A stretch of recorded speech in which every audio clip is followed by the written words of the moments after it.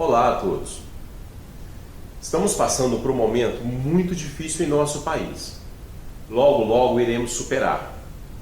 Então, para não ficarmos parados, nada melhor do que voltar a estudar. E para retomarmos as nossas aulas, iremos começar com uma breve revisão de tudo que foi visto desde o início do ano. A nossa primeira aula irá tratar de um tema muito importante para a geografia e para você, que irá nos auxiliar tanto nas nossas provas quanto em nosso dia a dia. Então, vamos nessa! Olá, oitavo ano! Sejam bem-vindos à nossa primeira aula online.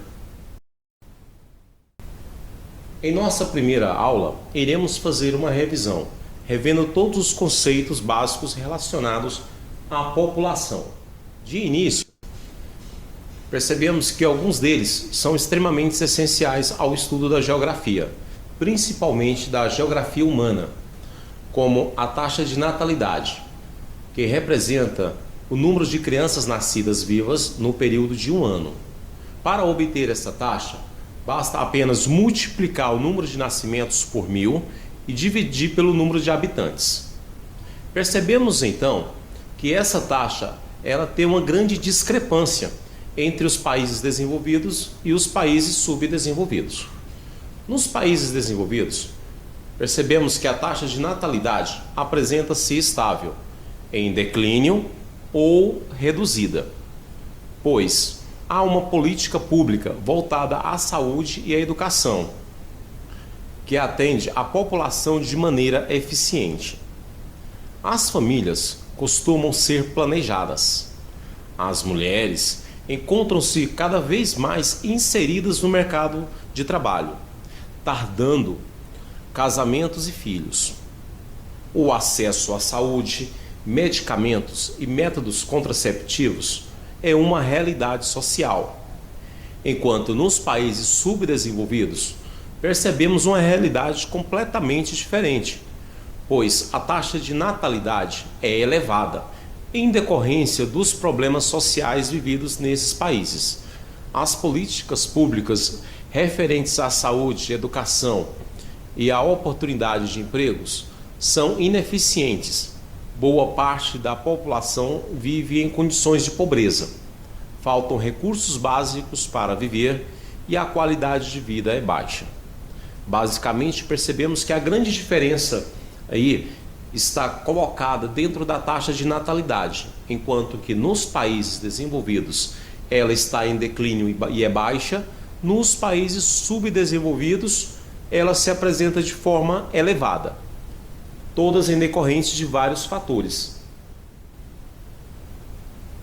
A taxa de mortalidade ela é representada pelo número de óbitos ocorridos ao longo de um ano.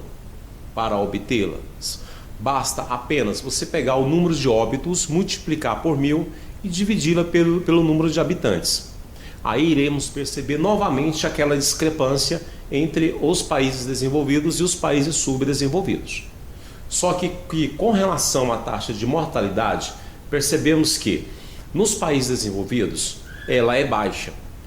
Isso se deve à boa qualidade de vida e à expectativa de vida, que fazem parte da realidade da população nesses países. A população tem acesso a programas de saúde, medicamentos e vacinas, a saneamento básico extremamente importante, adequado e programas educacionais públicos. Eles já fazem parte da realidade social desses países, enquanto que nos países subdesenvolvidos a taxa de mortalidade ela se torna bem elevada. Isso por causa de alguns fatores, como a falta de políticas públicas voltadas à saúde, que quando acontece são ineficientes, e o saneamento básico, que não é adequado. Muitas pessoas vivem em situações de miséria nesses países. Isso proporciona uma subnutrição e imersas em meio a doenças e a violências. Podemos perceber então que essa discrepância dentro da taxa de mortalidade ela se deve a vários fatores, tanto nos países desenvolvidos quanto nos países subdesenvolvidos. O crescimento vegetativo é aquela diferença entre a taxa de natalidade e mortalidade, aliado a um fator diferente, o movimento migratório. Quanto à forma, a migração acontece de duas maneiras: forçadas ou voluntárias. Forçadas, quando se é obrigado a sair, como é o exemplo no caso dos refugiados. Voluntária é quando a pessoa sai por vontade própria, como por exemplo nós temos a migração de cérebros de um país para o outro. Quais são as consequências para as áreas de partida com relação à migração? Nos locais onde sofre com a emigração, acontece uma diminuição da taxa de natalidade, aumento da taxa de mortalidade, diminuição da taxa de crescimento natural, diminuição da população absoluta e densidade populacional, o envelhecimento da população, diminuição da mão de obra, abandono das aldeias e da agricultura, a população passa a se tornar urbana, e a diminuição do desemprego, entrada de divisas, o país começa a receber remessas de dinheiro, vindas principalmente desses imigrantes que saíram do seu país procurando melhores condições de vida em outros países. Agora, há também consequência para as áreas de chegada. O aumento da taxa de natalidade, o aumento da taxa de crescimento natural, o aumento da população absoluta e da densidade populacional, o rejuvenescimento da população, aumento da mão de obra e surgem os conflitos sociais, como o aumento do desemprego, a delinquência, a prostituição, os famosos bairros da lata, as favelas, e o consumo de drogas aumenta nesses países.